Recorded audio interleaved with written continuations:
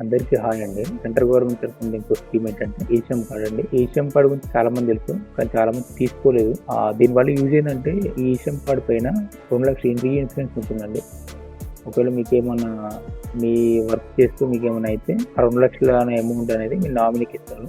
అలా కాకుండా మీకు వర్క్ చేస్తూ మీకు ఏదైనా డ్యామేజ్ జరిగితే ₹1,00,000 అనేది మీకు హెల్ప్ చేస్తారండి. అండ్ అంతేకాకుండా ఈశ్రమ్ కార్డ్ ఉన్న వాళ్ళకి 60 years దాటిన తర్వాత, అంటే 60 సంవత్సరాలు దాటిన తర్వాత నెలకి ₹3,000 పెన్షన్ కూడా ఇస్తారండి. అండ్ అంతేకాకుండా రేపు భవిష్యత్తులో కనుక ఏదైనా సిచ్యువేషన్ లాక్డౌన్ చేసుకునే సిచ్యువేషన్ కనుక వస్తే అలాంటప్పుడు కూడా ఈశ్రమ్ కార్డు ఉన్న వాళ్ళకి కూడా డబ్బులు డైరెక్ట్ గా ఎటువంటి మధ్యవర్తులు లేకుండా డైరెక్ట్ గా మీ అకౌంట్కి ట్రాన్స్ఫర్ చేస్తారు. దీనికి ఎవరు ఎలిజిబిలిటీ అంటే ఎవరికైతే గవర్నమెంట్ జాబ్ లేదో, ఎవరికైతే PF ESI లేదో వాళ్ళకి మాత్రమే ఎలిజిబిలిటీ అండి.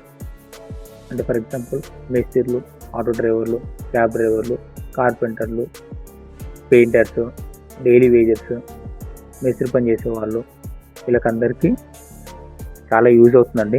సో ఇది అప్లై చేసుకోండి, ఇది చాలా యూస్ఫుల్ ఉంటుంది. రేపు భవిష్యత్తులో కూడా దీనిపైన చాలా స్కీమ్స్ వస్తాయి. మీకు కావాల్సిన డాక్యుమెంట్స్ ఏంటంటే ఆధార్ కార్డు లింక్ ఉన్న mobile phone, bank account and nominee details అండి.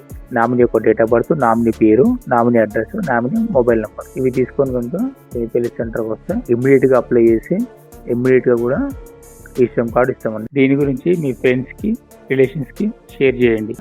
Thank you for watching. Like, comment, and subscribe.